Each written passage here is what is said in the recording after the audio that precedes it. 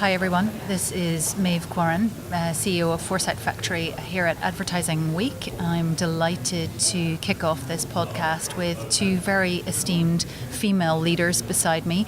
I have Heidi Anderson, who heads up global sales for LinkedIn's marketing solutions business, and I have Inga Stenta with me, who is Director of Marketing for the training business at Reebok. Ladies, thank you both for joining me today.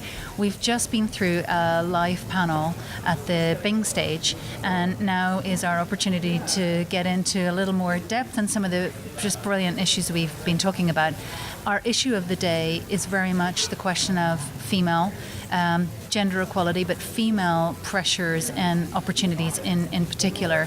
And as you've seen, we conducted a study in partnership with Advertising Week for the second year running around some of those opportunities that women today, particularly in the advertising, media, creative industries, feel they have, and where they feel the needle hasn't moved as much as they'd like it to.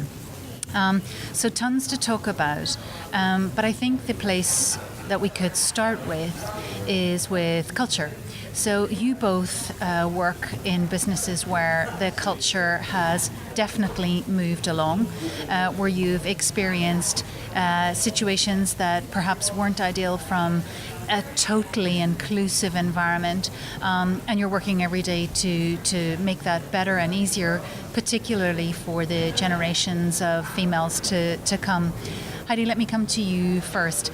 How do you at LinkedIn champion the gender equality piece? Yeah. Well, first and foremost, thank you, Meabh, for having us. And it's really a privilege to be part of both the panel earlier as well as this podcast. This is a topic that I think is very dear to so many of us women, in particular those of us who have been in leadership positions over the years and had to undergo some challenges as part of that path that we sort of created for ourselves.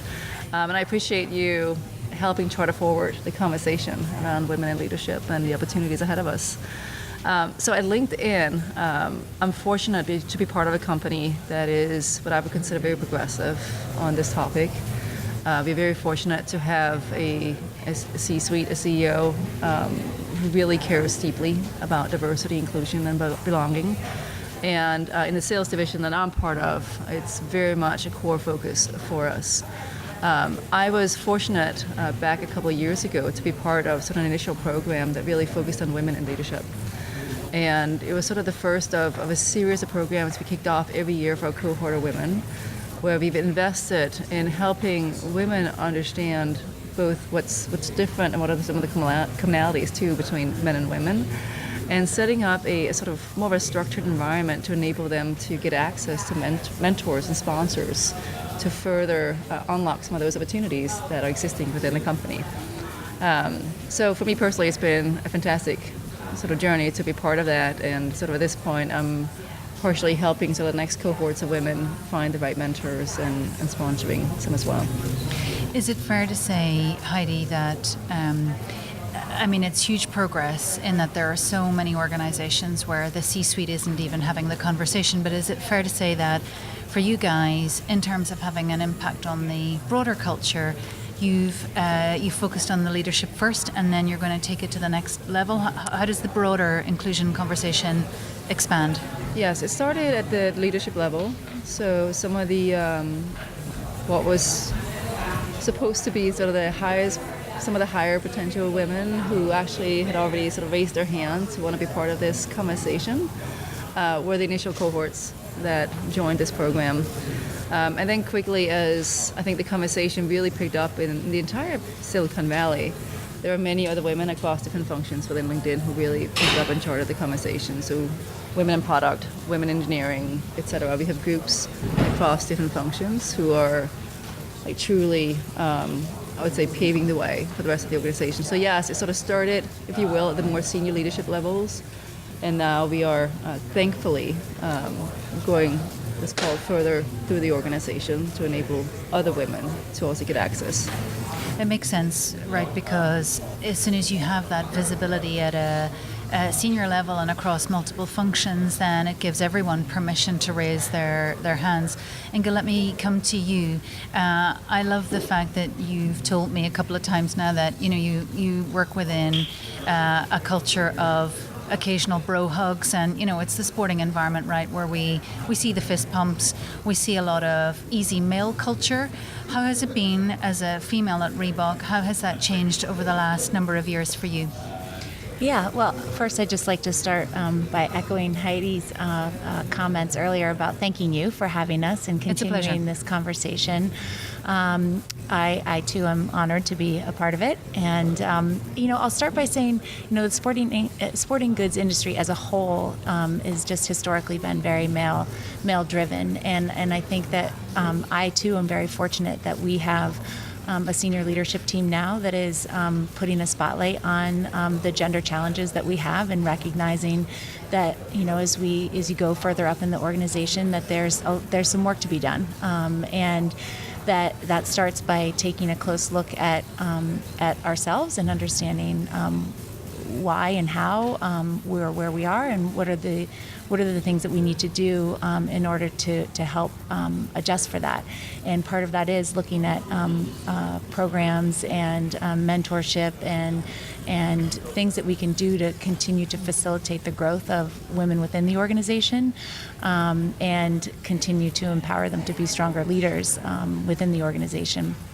And yeah, we have talked about the bro hug thing, and I think that there's definitely a part of culture that it does draft off of sports in that world, and there are things that are just familiarities that are part of growing up within sports, and that's one of them that continues into the workforce. But once you put a spotlight on it and they realize and recognize that, whoa, I didn't even acknowledge that I was doing that behavior that might be perceived as excluding or not as inclusive, and then there's a recognition and an acknowledgement that maybe there's another way of greeting my male colleagues versus the bro hug.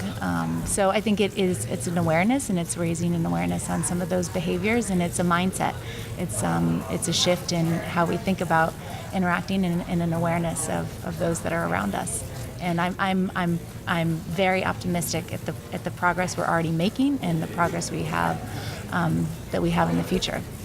I think so much of today's conversation is around not just having the conversation, but altering the culture so that some of the hidden expectations that we've maybe even created for ourselves as women in the workplace get talked about, called out a little bit differently. And you've both used the phrase unconscious bias in our conversations.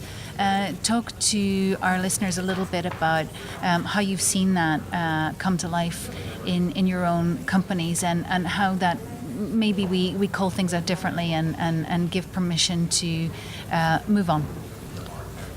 Yeah, I mean, I think of it in terms of there are internal barriers which are influenced by bias, whether it's conscious or unconscious, and then there are external barriers where others either have a conscious bias or unconscious bias. And when you look at sort of the external barriers, if you will, I mean, examples that I've seen generally in the industry is there tends to be still almost sort of this judgment from others on what opportunities could be in front of you as a women leader. For example, and I personally experienced this, as a single mom in a leadership role that's global, where I travel quite a bit, it's been comments like, "Oh my gosh, I don't know how you do it." Mm-hmm. Sometimes it's sort of in the positive tone of, "Oh, that's amazing." But the reality is, no one would have made that comment to many of my male colleagues. They wouldn't have said, "Oh my gosh, mister, I can't believe you're doing that job," mm-hmm. right? Like, how do you do it? Mm-hmm. So the fact that I'm already getting some questions around that, for me, already fuels, let's call it some of the internal challenges that you have with actually like going for that next thing, right? And so there's that, and then there's the I'm going to bring up another example that I've sort of witnessed firsthand as well.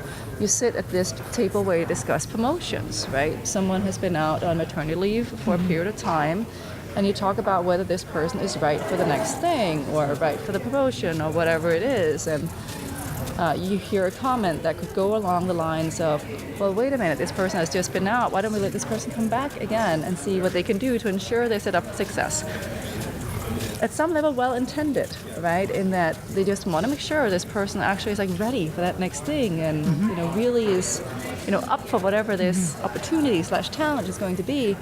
On the other hand, like, this person is really not considered due to the last 4 weeks of performance. Like, neither is the other person you're considering, right? It's a history, a long history, it's a track record that you're looking at. But the fact that that still can be a conversation or even a comment made in these conversations is not acceptable, and it shouldn't be, and we shouldn't allow those to continue to happen. And that's similar to what we talked earlier about in the panel. Like, we need to be able to speak up more. We should speak up more when we hear those conversations. 100% agree, and I believe that it's also, I talked about this earlier too, it's creating the conditions for success, right? So creating the environment and the culture where women feel like they have a voice and they have the ability to speak up and say something, whether it's, you, if you're having the conversation about this employee and their potential promotion, or whether it's just your own interaction with your boss or your colleagues. The example I used earlier was around the woman who it was a priority for her to take her daughter to school every morning at 7:30, but her boss continually booked a conference call at 7:30 in the morning, but he's not a mind reader, so until she says to him, it's a priority for me to take my daughter, he's going to continue thinking that 7:30 call is okay. But she has to feel that the conditions are right for her to be able to use her voice and say, hey, can we do it at 8:30 instead of 7:30? And if we're creating collectively that environment within our companies, in our culture, then there'll be a willingness to voice what's really important and what's important to her, whether it is a mom or somebody caring for a family member or whatever it might be. I mean, it's fair to say that opening up the conversation, as Advertising Week has done, and so many other platforms where we see more female leaders stepping up and sharing thoughts like we are today, creating those conditions. But I'm sort of fascinated by one thing. There are so many data points out there and statistics on how any business who's improved their diversity by even 10% has created, I think it's 3.5% increase in their EBIT results. In a way, we should ask the question, why aren't more businesses moving faster to promote equality? What is stopping the progress at this stage? Tough question. Yeah, I think you're asking the question of the hour, right? I think, unfortunately, fortunately, if you will, some of this is just so deeply rooted in society, right? We are building off of a legacy of stereotyping and social norms that are really hard to change and really hard to overcome. And so part of it is it's going to take time to continue to shift mindsets and to be open to the possibilities and even to believe actually the data that's put in front of them, right? Like, I think I would agree with that. I think it is part of that deeply rooted history that exists, and it's going to persist. I mean, we talked earlier about how my daughters are probably going to still be having the same conversation when they enter the workforce, and hopefully it will. I mean, we know it will have progressed just as it's progressed since when my mom was talking about it. But it's something that it in order for behaviors to change, the thinking has to change and your mindset has to change, and that's where it really starts. And so when you look at, you've talked about how the senior leaders at your organization have embraced this, and that's where it has to start. Is there has to be leaders have to see the importance of the issue and bring it to the forefront. Which fortunately we're seeing that at Reebok, and it sounds like more and more companies are seeing and acknowledging that as well. I think when women are given permission to raise their hands, they almost certainly will. So we were, in a way, flabbergasted by the ambition of females in the study we took. I mean, there was no difference basically, and there were so many differences, particularly in perception, from men and women across a whole range of topics. But on one, the extent to which you're ambitious as an individual and are seeking for leadership positions, that was unanimously recognised. However, where it changed was women going after the top jobs. And I wonder, are there other things that we need to do to really accelerate the number of women who will actually hunt down leadership positions? And earlier we talked about quotas on the board. Again, huge and rising support from that we can see from the study, from people demanding, in a way, things that might deliver faster impact. But of course, that's loaded with difficulty. Everyone wants to be promoted on merit, not on a quota. What else do we do, or what do we not do in a way? I have a couple of thoughts on it. I alluded a little bit to it when we were at the panel earlier today, and I'm going to just take my personal experience as an example. There was a period of time where I was debating personally whether or not I wanted to pursue further leadership opportunities. And unfortunately, I was mistaken a little bit by some other leaders as I didn't have the ambition or didn't want to pursue those opportunities, which couldn't be further from the truth. Others thought I had self-doubt because they just started to learn about women in leadership and some not necessarily having the confidence and thinking their abilities and skills could stretch that far. Couldn't be further from the truth. What I was lacking at that time, and what I often have conversation with younger women about, even peers, is that those role models, right, that we're looking for, there aren't that many that exist. Yep. And, as I was looking around and I was looking at this male dominance and how their lives were set up and how they were constructed, especially in sales where we're on the road a lot. Yep. And when you enter a global role, that was really a question for me. Do I want to go a global path? Because I've witnessed firsthand the impact that has, right? And some of the sacrifices, basically, like some folks in global roles have had to make. And I was looking at myself and my own life situation. I'm like, how do I juggle all of that and make it work? And for a while, I created this sort of glass ceiling for myself because I set a self-expectation of I have to do it the way those above me have done it. And I was looking at, across and up, and they're pretty similar paths they'd taken. And I didn't have the same support in my life as some of these leaders did. And it wasn't until I remember vividly, I was on a run, and I came through the woods, and I saw the Golden Gate Bridge. And I stopped, and I was like, no more. I'm like, no, there's always a path forward. And if you really want this to happen, you got to carve your own path, your own track, and you're going to figure it out. And by the way, you're going to go tell them what you need in order to be able to do this. So the next day I went back and I was like, look, I'm talking to my boss at the time, like, that global role we've been talking about, I am actually really interested. It's like, oh, I thought you weren't really sure. I'm like, couldn't be further from the truth. It's really not what I intended to signal if that was like how you interpret it. But here's the issue. And so I talked about some of the challenges. I go, and here's X, Y, Z, what I need in order to pull this off. And a lot of it has to do with flexibility. It's the flexibility in your day and the flexibility to do the job your way. And then really trust the strengths and the fact that others believe you have the abilities. And then from there, like if you start to deconstruct and then construct, you can find a way to make it work. Like you really can. You can. As a mom of 3, Heidi, I can identify with everything you just said, and bravo for that Golden Gate moment, by the way. Richer place for you making that decision. Inge, how do you want to talk to that? Well, I would just say I heard this morning one of the other panelists was talking about the spectrum of working mothers out there, and that there's on one end of the spectrum there's the moms that seem to have it totally right, and they're like everything's perfect, and even their roots are done, and they just seem to have it all together. And then on the other end of the spectrum, they're like just one like missed soccer practice away from like total disaster.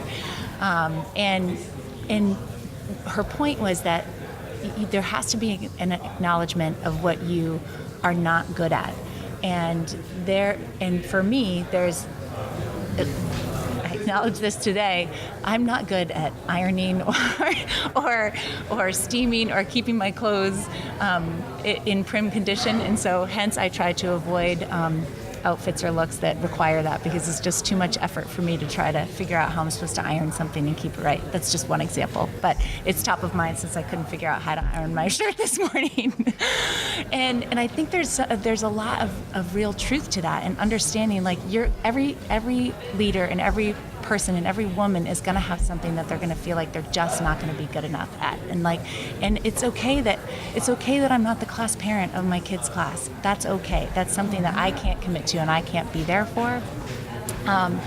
But there are other things I am really good at, and I do drop them off at school every day, with the exception of today because I'm in New York, but I make every effort when I'm home to be the one that's there for them in those moments, and that's then they know when to look for me and what I can do for them, and I know what I can contribute, and I'm not compromising either how I feel as a mom or how I'm contributing then at work. And I know that's a little bit of a tangent off of what you were just describing, but it's related, and it starts by giving yourself that allowance and that comfort with what it is you can focus on and be good at and can't be. And at that point in time, you felt like you could go in and you could ask for that next level. Well, you know, whether we like it or not, we're definitely doing battle with discrimination out there. You know, there's still a large percentage of men, upwards of 20%, and that's just at a top line level, who, you know, absolutely believe that the world will be a better place if moms always stay at home and that they shouldn't work. So, you know, there are real restrictions placed on women at work by themselves and by others, and we are judged for doing that. One of the things that has struck me from working with Reebok over the years is how, and you both have talked to this in different guises, how actually it's about seeing her in all of her different guises, and showing women that there isn't just one way to be, and self-expression comes in so many different forms. And you know, how Inga, tell me about what impact you think the conversation that you're having directly with her, and how you've maybe adjusted the storytelling to match that. What difference is that making? You know, we're all women consumers too, with very strong purchasing power, which is on the rise, incidentally. It's a big opportunity. How do we capture that? How can we portray her in a way that is positive and motivating and inspiring? Yeah, absolutely. Our Be More Human campaign it connects so wholly and completely with her. The whole idea around it is that in our brand purpose is we believe in the power of fitness to change lives, and that the role that it can play in your life goes far beyond just the physical. It's about the mental and the social, and that this notion of, you know, always pushing yourself and always striving your own personal goals and ambition, whatever it is, whether it is to be a better mother or a better salesperson at LinkedIn, whatever it might be, that fitness can play a role in that. And women, we know, are not complacent. Like they're not satisfied with the same, doing the same thing and being the same. They're constantly pushing and striving and pushing to be better. And that's what our campaign is all about, and that's what our brand purpose and our brand ethos is all about. So we feel, and we know, just even from talking with consumers, that really connects with her, because she's defining what that means for her. We're not telling her what it means for her. She's defining what it means for her. And we know that, you know, as we have to prioritize her for all the reasons you just described. Like she's going to have increased spending power. She's the one holding the purse strings, and we believe that by putting her first, that will, you know, be a key part of our growth strategy and help to drive our business. You know, in sporting goods on a whole, you know, women are underserved, and, you know, on average 25% of net sales within our competitive set come from women. We're closer to 40%, so we're doing a little bit better, but there's still a gap, and there's still so much opportunity to provide her with better products and a more connected message, like we're trying to do with Be More Human, and really help her see that we have shared values and shared purpose. Yeah. If I may jump in and add a couple of things, because you said something that actually would tie in with a comment you made before, Maeve. I think you were talking about judgment, and then you were talking about sort of the individual choice. And I think those are highly connected, because I think some of what this comes down to is sort of respecting, celebrating, empowering the individual choice that we each have. And I gave you an example. Even as we go deep in these conversations about enabling women to, whether it's, we call it balance or harmony in their lives. Like, I also have female friends who feel they're getting judged for not wanting to take 5 months maternity leave or 3 months maternity leave. They actually want to work at the same time. Look at Marissa Meyer. She got criticized. Exactly. They feel they're getting judged from so many, not just the opposite gender, but also within their own gender, right? And I think that the fact that we're talking about this is so important, because it's not only is it like really getting everybody more comfortable with what diversity means, celebrating the differences, understanding the differences, but then also respecting and not judging as much as we do. Because I think that is part of the ugliness that's really happening. It's judgment.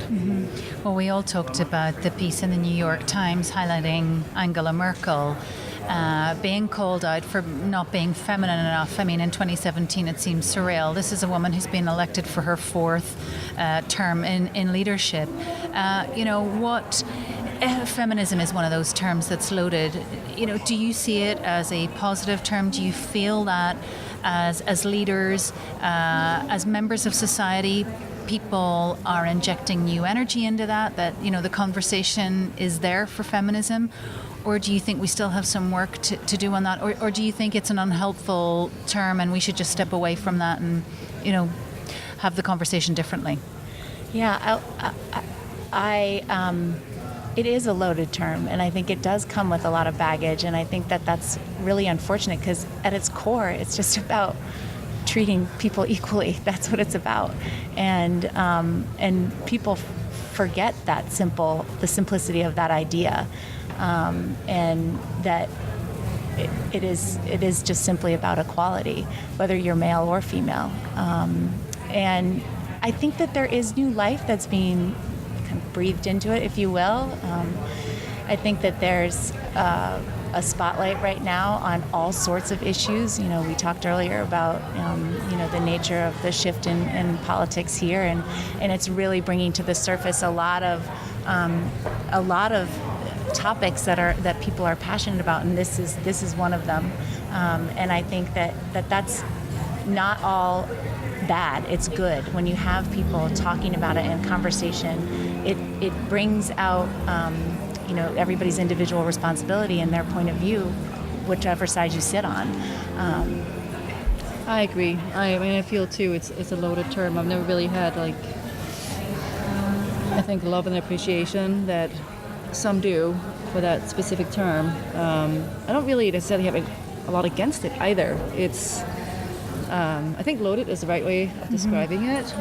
I prefer to have the conversation more around equality as well, and giving everyone in the workforce equal opportunities to succeed, whatever that may mean, right? And really constructing environments and cultures around that. Because ultimately, I do believe what the research is showing us is if you have diversity in the workforce, like the net will be so much better off for it, right? Like you'll see better results for it. But you kind of have to believe that, and if you believe in that, it goes back to everything we just said, right?